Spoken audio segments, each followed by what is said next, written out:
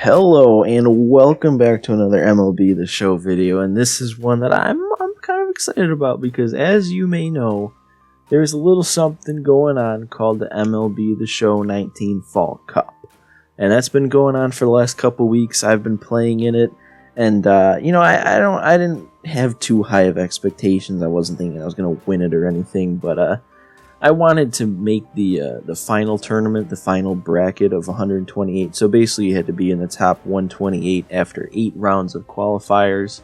And after 4 rounds, so halfway through, I checked my overall standings, and I happened to be in 19th place. So I'm doing a lot better than I thought I would. So halfway through, I decided it might be kind of fun to for the second half to kind of recap my games after I play them and make a video of it. So maybe you guys like that, maybe you guys wouldn't, I don't know. But anyway, what's happening on screen right now, I'm just showing the box scores from all of my games that I have already played, so like the first 16. I'm 14-2, that's my overall record, and only 14 of those 16 games were actually played if you count all these box scores that are popping up here. One of them was just simply a no-show. The guy didn't accept the friend request, didn't show up to the game or anything, so I won by a no-show. And then the other one, it was kind of complicated because like it was the second qualifier round, and after the third games were final, it all of a sudden said that the tournament was over, and it gave me and my opponent both a loss, both a no-show loss. I was texting the guy through the PlayStation messages like, hey, what are we going to do here? What should we do? He didn't respond to anything, and then he hopped on Fortnite. So I didn't think it was a no-show, but like I said, it was already reported as that. So there's no way that I could report it differently. And then it just ended up giving me the win. So I kind of got a free win there. But all other 14 games I've played, fought hard, and lost 2 of them, won the rest. I'm in good shape. Like I said, I'm in 19th place overall. So this is what my lineup's looking like. This is my pitching. So my 2 99s. So, if you want to look at how the lineups have to be structured, you can go to the ESL tournament page. But my 2 99s, I went with Sale and Kershaw. Then I went with Garrett Cole as my mid-diamond, and Kyle Hendricks and Oliver Perez as my other guys. The bullpen, it's already gone, but you saw who I had: Billy Wagner, Andrew Miller, those guys.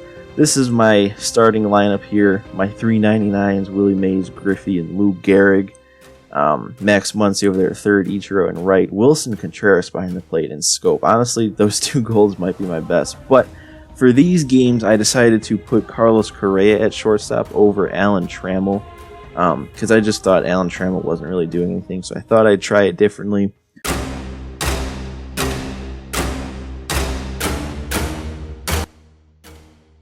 So this is game 1, loading in here. We're playing against a guy with a bad record. He doesn't even have a good enough team to make it like within the requirements. So he was below, so it's not like I'm going to DQ him for being below the requirements. But with that pitch there, that strikeout, I learned he couldn't catch up to the heat. So I kind of just kept throwing fastballs, and he eventually made contact here, but it was just a little pop out to end the inning. So we go into the bottom of the first here, and Griffey's going to get it started. He's my leadoff hitter. Hits that one against the shift. He's going to get an easy double there to start off this game for us and try and break this one open quick. Lou Gehrig, though, is going to hit that one out to center. It's going to be run down, but Griffey is going to be able to make it up to third. So there's going to be 2 outs with a guy on third.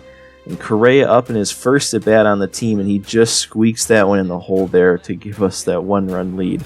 So Correa already paying off.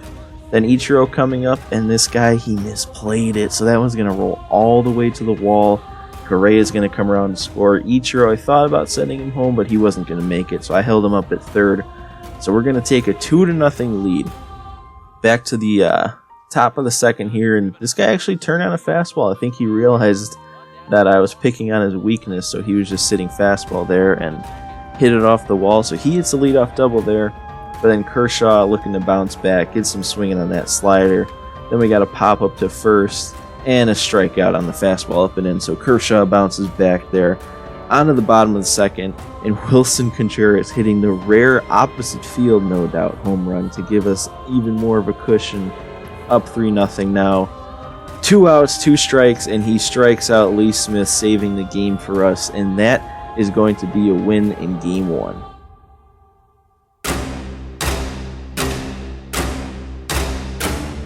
So Game 2 here, we're facing off against a guy who actually has a good enough team to meet the requirements, not all golds like the last guy.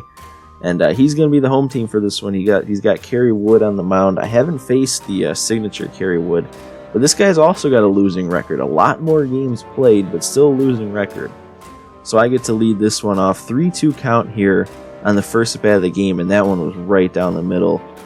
And Griffey hits it right into the shift, and that kind of set the tone for this one. Line drives, but Mays' line drive able to get down and gets himself on first. But Correa up here with 2 outs. He's going to sky that one out to right. Not going to be able to get anything done in the first inning, so we're not going to be able to strike first right away. And unfortunately here I hang a curveball to Tony Gwynn, and he doesn't let me live with the mistake.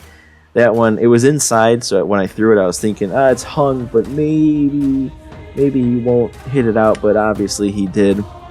Kershaw bounced back there, though, getting a couple strikeouts. Ichiro getting hit to lead off the top of the second, though. And then Jonathan Schoop, he's not really going to be able to do much, but he does at least move the runner over to second. And then Max Muncy up here hitting that one deep out to left. So that one I thought maybe had a chance, but doesn't even make the warning track. I ended up tagging up and going to third with Ichiro. Kind of a questionable move, but we do have a runner on third now with 2 outs. So we need Contreras to come through with a hit. And we got a fat hanging curveball that I somehow missed. I was so upset about that, but grounding out to end the inning. Still got Kershaw on the mound, getting through a relatively smooth inning. He did have 2 runners on, but we turned that double play. I just cracked my knuckle right into the microphone. But top of the third here, this is our last chance to score. Steve Pearce hits that one pretty well out to left, but he's got Ricky Henderson out there, so he's going to run that one down.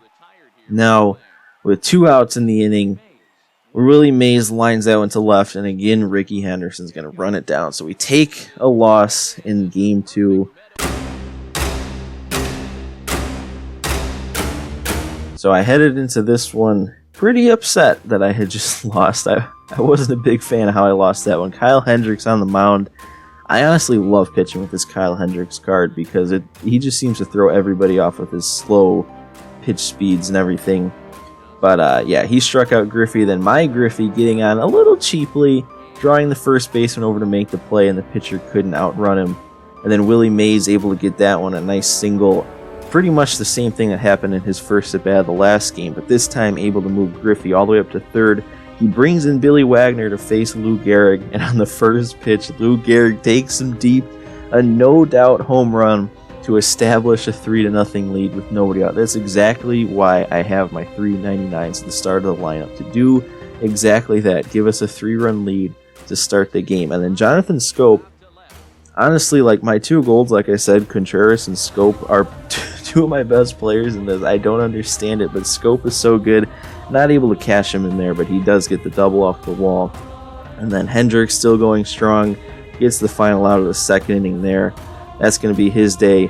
I couldn't hit his Billy Wagner after that 3-run homer, but I ended up bringing in my Billy Wagner for the save, and Willie Mays makes the play, so we win Game 3, 3-0.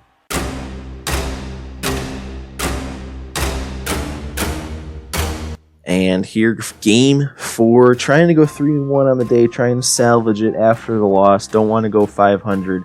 We got Garrett Cole on the mound. As you can see, he's already got his strikeout pitch working. He's going to have 5 strikeouts through the first 2 innings. This is the live series Cole, not the finest Cole. But I still haven't got any offense going, so I need to get something going. And Aubrey Huff, of all people, makes a diving play to prevent Schoop from getting out. But Max Muncy decides that he's not going to let anyone make a play on this ball because he hits that one well over the wall. No one able to get there to rob it. Max Muncy putting us ahead 1-0. And Garrett Cole back on the mound.